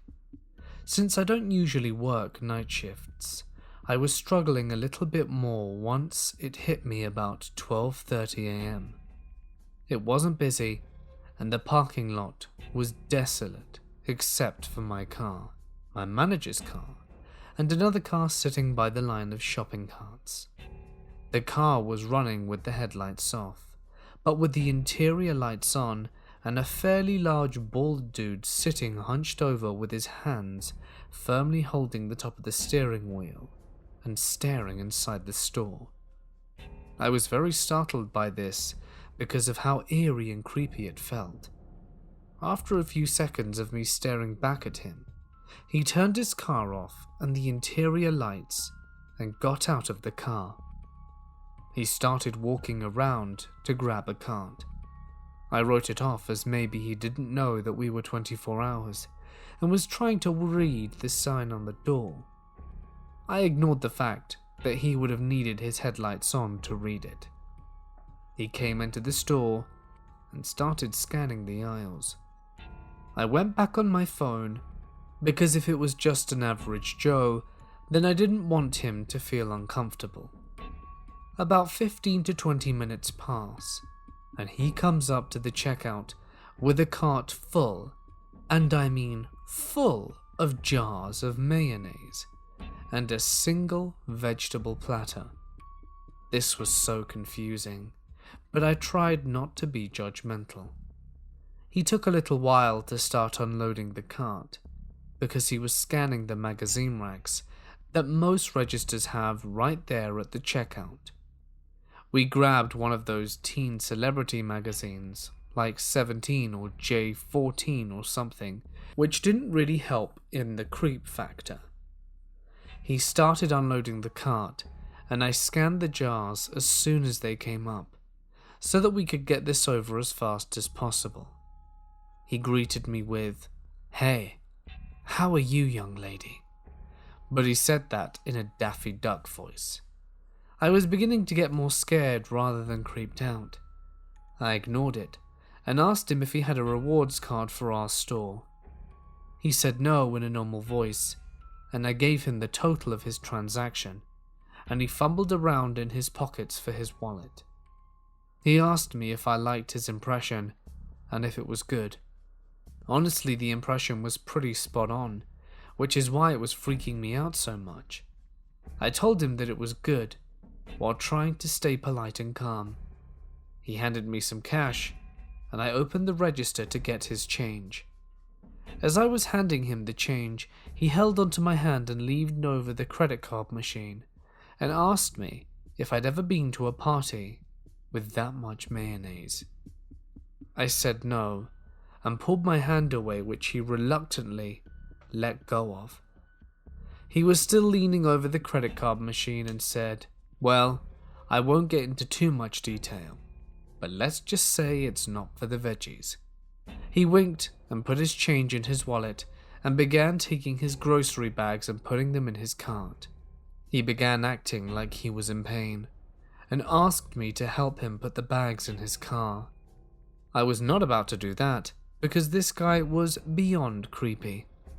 I told him that I wasn't allowed to leave the register because I was the only one working.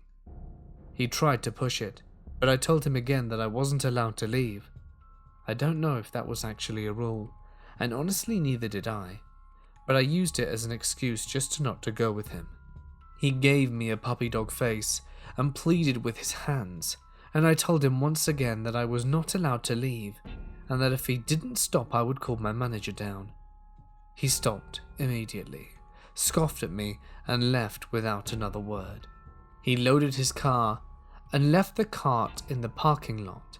It was close enough though to the line of carts that was right next to his car, as I'm assuming he probably wanted to see if I would come out and put it back, but I wasn't going to do that. He got into his car, turned it on, assumed the same position he had been in before, and I called my manager down after 3 minutes of him just staring. She came down, looked out the window, and he drove away.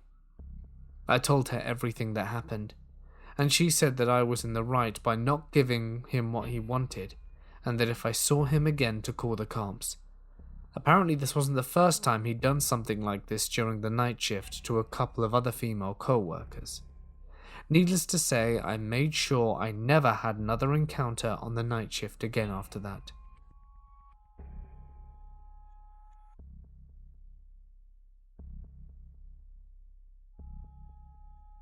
I live in a small cul-de-sac in the middle of nowhere.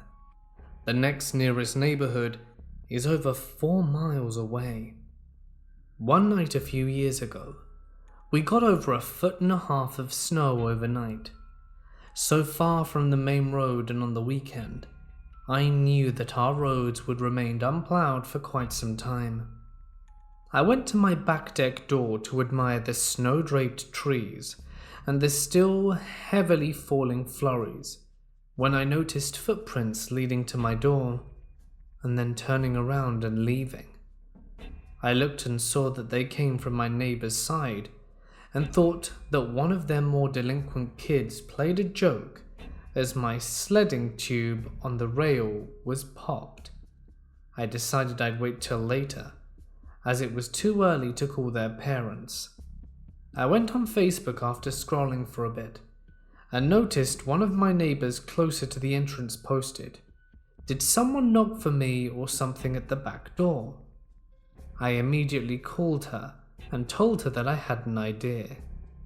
I called the first house on the entrance and told him what was going on. He went and checked, and sure enough, they were there too. Everyone started calling everyone else. I called the family at the far end, and they told me there was none there. Then I got a call from my next door neighbor. She called the woman that lives next to the end house, and she said that there were footprints that led to her door, but none that led away. We already called the police at this point, but we now called them back and said it's an emergency. They told us that the roads were still all unplowed, and they can't send a plow truck to clear the way as they're a privately owned company. The woman was losing it, so one of the husbands, who's a huge bear of the man from across the road, texted her to say he was coming over, to invite her over. He came and she left. We put up one guy's live feed motion recording hunting cameras facing all exits. Nothing came out. At around 7 p.m, a plow truck came as well as 3 cop cars. The couple she was staying with and her went to her house and stood in the doorway as the police searched. They found nothing, and she begged them to keep looking, so they did. 2 of the cops went into the basement again. This time only one came up. He took her to the side room, and we could hear hysterical crying. Me and a few of the other guys started towards the door when several police confronted us. They told us they found someone hiding under a cover opening in the stairwell that she didn't even know existed. A few minutes later, a scruffy man came out kicking and screaming in cuffs and was led away. In his little camp, they found blankets she'd just cleaned and put away, in the next room to hers. She stayed in other people's houses for a long time before going back. Even then, she wouldn't stay alone and sold the house next summer. He turned out to be a thrill-seeking junkie who was on probation for assault against a family member. The cops told us that they feel like he didn't want to stay at his apartment after a fight with his roommate and drove off in his roommate's car from the county over and got stuck on our unplowed roads. We all were called as witnesses in the case, and he took some electronics from her basement. But we couldn't get him on that since he never left with the stuff. It was about 4 months of court. Anyway, this is why you lock your doors.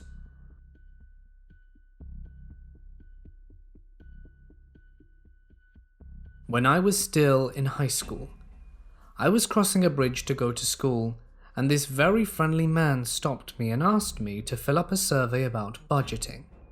I was like, okay, sure. And when I was done, he told me to fill out my contact details and gave reasons, like how he's a social worker. And of course, I gave him my number. I was so dumb. But at the very least, I was smart enough to give him a fake name. In 2016, I began to receive random messages from this guy and was getting super creeped out by it. He knew which school I went to because I was wearing my uniform then, and was starting to ask personal questions. I tried to avoid them all and generally didn't reply to him, but he kept texting me, albeit infrequently, maybe a message a day. And when he wished me a happy Valentine's Day, I decided enough was enough and blocked him, as I wasn't feeling safe at all. Later that year, we received a police notice calling for witnesses because they arrested a few perverts in the area I was schooling in, as there were multiple girls' secondary schools and tertiary education institutions in that area. In the notice there were several photos, and I saw the very same man, the man who approached me to fill out that survey. I was disgusted. Turns out he would use this survey as a tactic and try to approach female teenagers and take photos with them and harass them with texts later. I was shocked as well. My school was in a reputable neighborhood, and we all assumed that there wouldn't be such creeps. But goodness, were we all wrong. I was glad he was caught by the police. To the photo-taking creep, let's not meet again. But I did. After he was arrested, I graduated and started schooling in a tertiary institution in 2017. It's about an hour's drive away from where my secondary school was, and I also moved to the school dormitories nearby. As I was walking home one day, I caught sight of him lurking at a bus stop nearby. Oh boy, I could never forget his face. He looked even more creepy carrying a black bag, holding some papers that looked eerily like survey forms while holding a very old camera phone. How did I ever miss that camera phone when I encountered him last time? I was very scared. How could he be here? Wasn't he arrested last year? Wasn't he stalking me the whole time? I was almost crying and quickly called a friend and walked past him. Once he was out of sight, I ran home while on the phone. I was telling all of my schoolmates to be careful, and soon enough the school was informed. The discipline master and a few PE teachers went to apprehend the stalker, and sometime later dragged him into the school office and contacted authorities. I was informed that he was released last year because of insufficient evidence. Apparently in the place where I lived, taking photos of girls/women was not a crime. They searched his flat, and there wasn't anything incriminating other than a creepy ton of photos of female students. After this incident, he disappeared, only to be stalking other girls in another school. How I wished we would never meet again, but I still saw him roaming near my school dorm every now and then, trying to be discreet with his little camera phone. I'm moving to university soon, and would be pretty far away from him. However, I'm not sure if I will ever be free of this stalker. All that I know is that I never want him to meet again. Also, as a final note, I went to check the news and he did get arrested. The news was dated March 2019 because they'd gotten new reports in 2017. So yeah, the 1.5 year processing time is just super long, but I'm glad now there will be justice for this creep.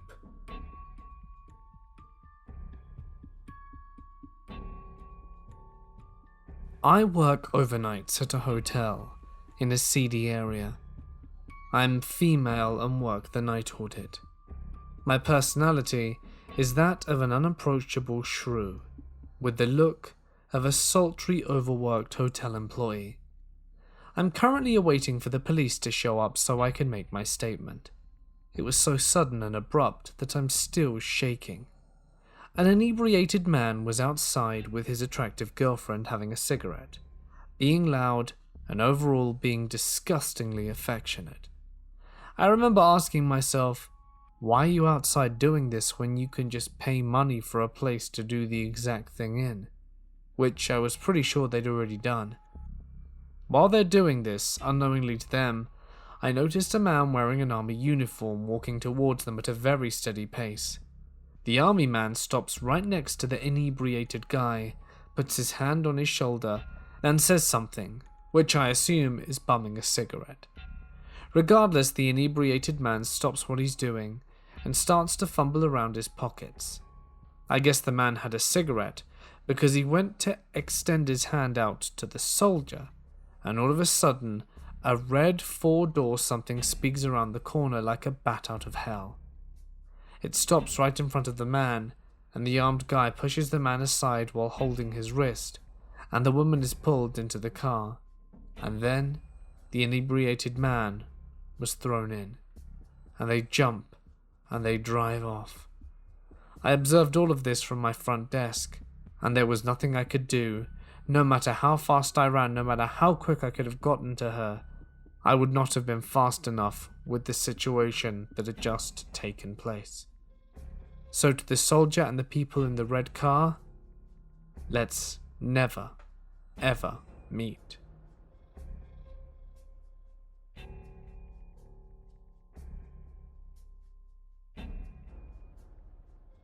This happened around 6 months ago. So a little backstory. The way my backyard is, it leads to my garage. My backyard is more of a deck. Anyway, a few weeks prior to this creepy guy, there were a lot of cops in my area. This is a low crime rate town. Nothing big ever happens here. Maybe a stabbing every 3 years or a shooting every 5. And the cops were looking for this creepy guy. So one night I'm home alone. I'm playing some video games in the basement when I hear a loud bang outside near my garage. So I go upstairs to investigate. I look outside and my garage light is on. I think it's my girlfriend just getting home from work, so I'm standing there for about 5 minutes waiting for her to come through the garage door. Nothing. So I call my girlfriend and ask her if she's home. She tells me she won't be home for an hour. I'm in shock now, because I didn't leave that light on. I ended up calling the police. They came by and checked the garage. They told me someone was in there because everything was thrown about, and the cop that came said he would sit outside my house until my girlfriend got home. My girlfriend arrives and the cop bids me goodbye. I thought maybe it was just some kids. So my girlfriend then goes up to bed while I made some food. I ate, went out for a smoke, and get out my light when I looked towards my gate. That's when I heard a noise at my side gate. I look over and there's some mid-40s guy just staring at me. "What are you doing?" I ask. I think I was in shock. He tries to open my gate. I threw my smoke at him and ran into the house and locked the door.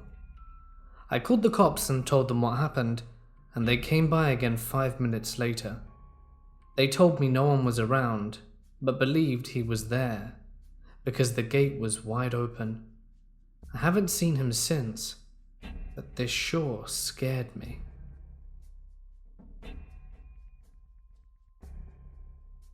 My girlfriend and I once stayed at an apartment that was built in the back part of a building her grandma used for dance classes.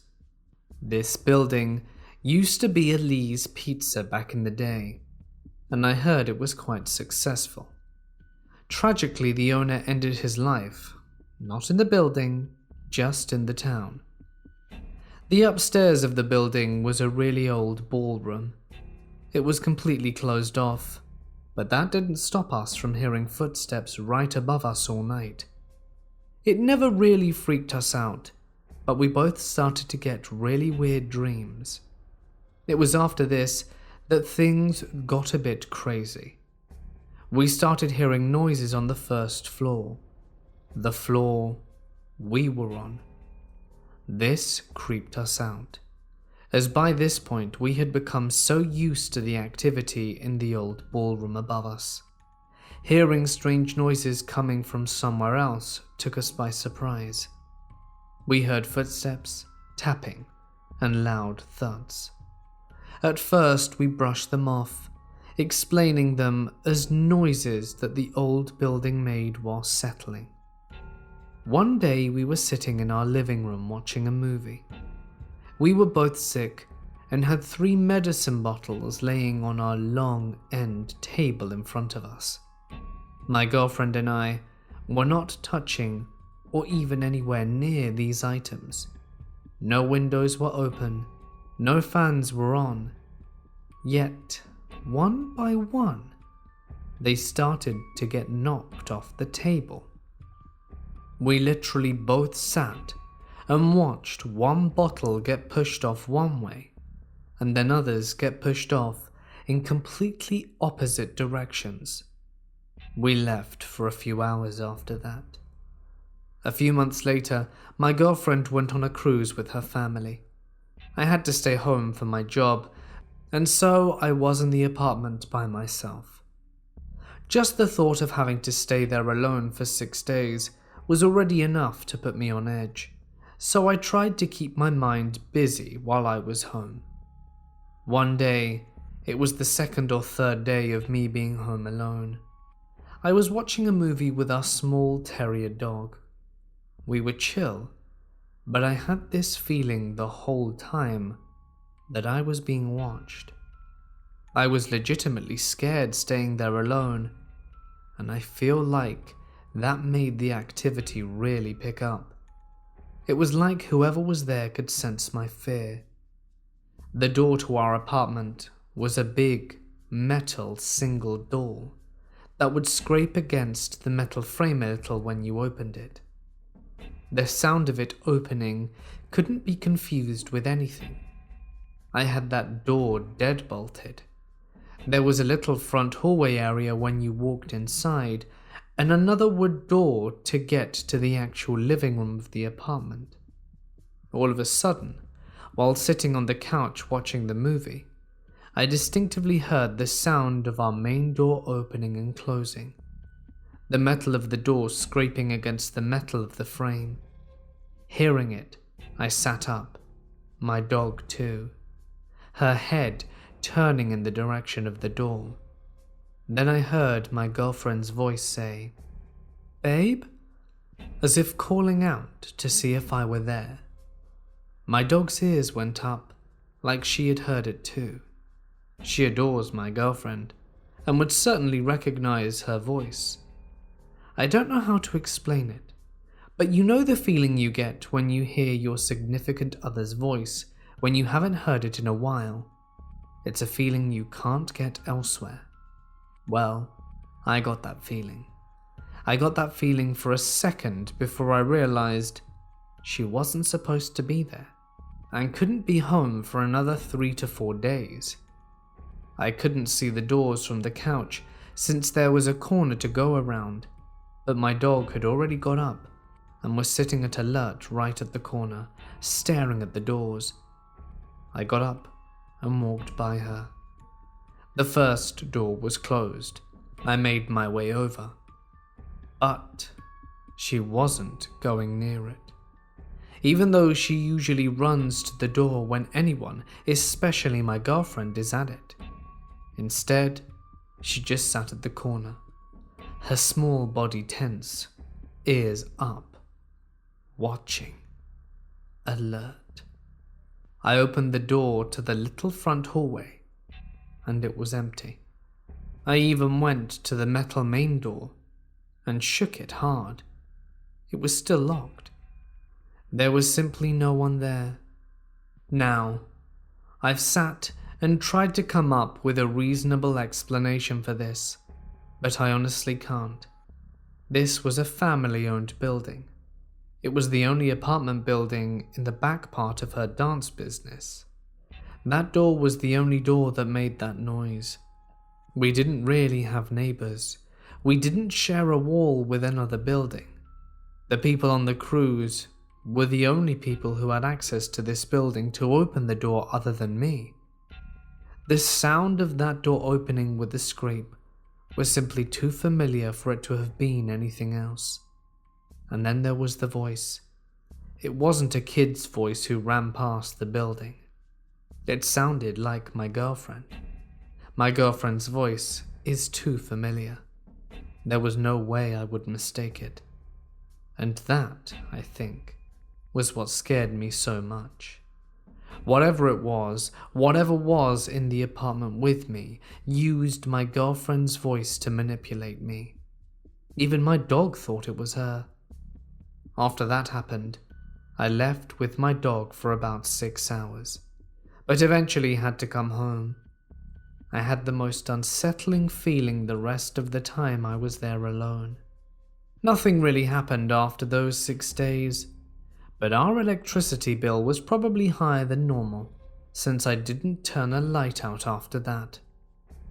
We moved out of that apartment a few months later.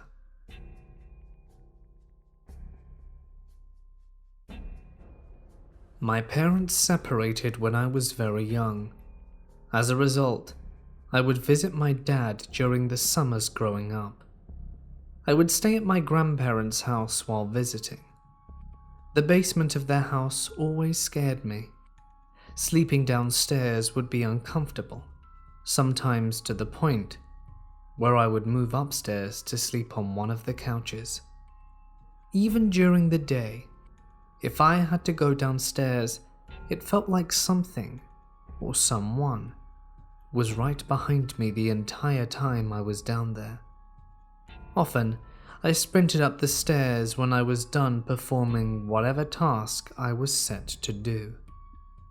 The stairs in my grandparents' house have 2 flights. I usually felt the feelings of being followed stop at the top of the first flight, but the feeling of being watched did not stop until I was completely upstairs. This happened for years, but never really escalated. One night, I was staying downstairs in a room. I would later find out my dad had experienced paranormal happenings in growing up. I was maybe 13 years old at the time. My little brother was sleeping in the same bed with me. He was around 3 or 4. It was a large bed, so it wasn't a big deal. Or at least, it shouldn't have been. Around 1 in the morning, my little brother started crying. I attempted to calm him down, only to find he wasn't even awake. At this point, I felt someone approaching my room. I looked up, expecting my father to be there, but he was not. When I looked up, I saw a shadow walk into the room.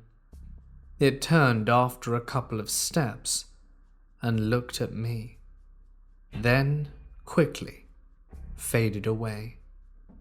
Strangely enough, I felt calm. Looking back, it wasn't the same entity that scared me. I am now in my 20s, living full-time at my grandparents' house. My room is at the other end of the hall.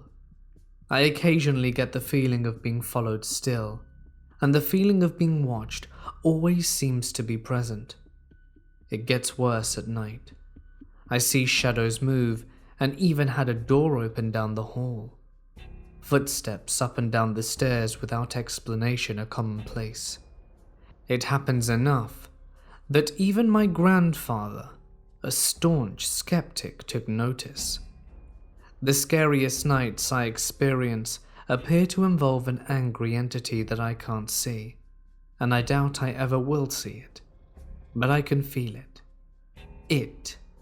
This presence, enters my room, even with the door shut, and stands over me.